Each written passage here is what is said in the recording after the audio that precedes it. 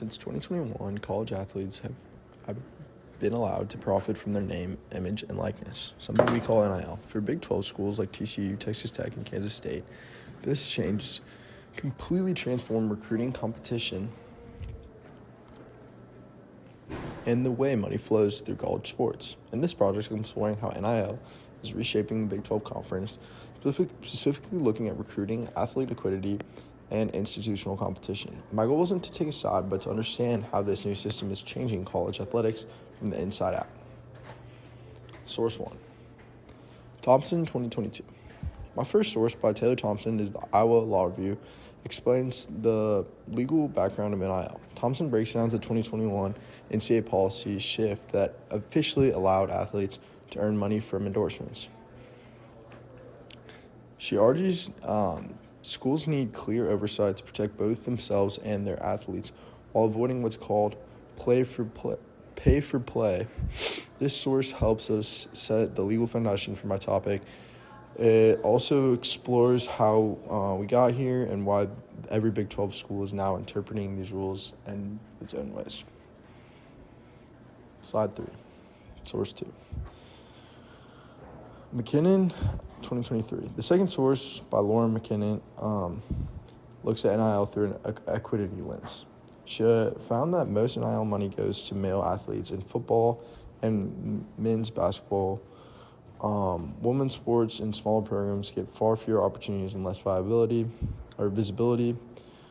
She also calls for more transparency and resources to support all athletes. This is important for the Big 12 because schools like TCU and Baylor have strong women's programs that could benefit from a more balanced NIL system. Source 3, Ellison. Ed. 2024, my third source from the University of Buffalo's Sports Law Clinic. Ellison and her co-authors analyze NIL data across all sports. They show that deals mostly concentrate in football and men's basketball, and that social media following is the biggest factor in how much money an athlete makes. That means Big 12 athletes with large online platforms like quarterbacks or star guards benefit the most while others are left behind. This helps explain why NIL has increased the gap between high-profile and low-profile sports inside the conference. Source 4, Owens, 2025. The fourth study by M.F. Owens in the Annals of Operation Research focuses on recruiting. Owens created a model showing that NIL offers now directly affect where athletes choose to play. Wealthier programs with bigger collectives and boosters can attract top talent more easily. In the Big 12, that gives schools like Texas Tech or TCU an edge over small ones such as Iowa State. This connects NIL money directly to this competitive balance across the conference. Slide 6. Source 5. Mirez, 2024. Next, William Mirez in the Journal of Intercollegiate Sport examines how NIL affects university funding. He finds that some donors now give their money directly to NIL collectives instead of athletic departments.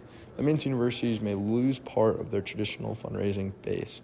For Big 12 schools, which depend heavily on donors and alumni support, this shift could change how programs are financed long term. It shows how NIL isn't only changing athletes' income, it's changing institutional budgets too. Source 6, Lee, 2025. The academic source, a 2025 working paper from the Haas School of Business, looks at how NIL affects actual game outcomes. Lee found that after NIL was introduced, betting spreads got smaller and there were more upsets, suggesting that the competition became more balanced. In other words, NIL may be redistributing talent, giving smaller programs a better shot at winning. For the Big 12, that could mean more partiality on the field and less predictability in who dominates in the conference each season. Conversation across different sources, slide 8. When I put all 6 sources together, a clear picture emerged. NIL has empowered athletes and created new earning potential, but it's also introduced new inequalities. Gender in sports caps remains Recruiting has become an arms race, and schools are competing financially as much as athletically across these studies. I noticed a tension between fairness and market advantage, between the idea of college sports as the opportunity versus business. That tension is especially visible in the Big 12, where some programs have major resources and others are still catching up. Gap in research questions. What's missing from the research is a deep look at the conference differences. Most studies examine NIL nationally, but few analyze how one specific conference, like the Big 12, manages its unique mix of school sizes, donor networks, and recruiting markets. So my research question in the Big 12 conference, has the introduction of NIL rights affected athlete competition, recruiting dynamics, and competitive balance, and understanding that questions matter because the Big 12 can serve as a model for how college sports evolve in the future. In my next project, I'll explore ways the conference could make NIL fair and more sustainable for all athletes. Thank you.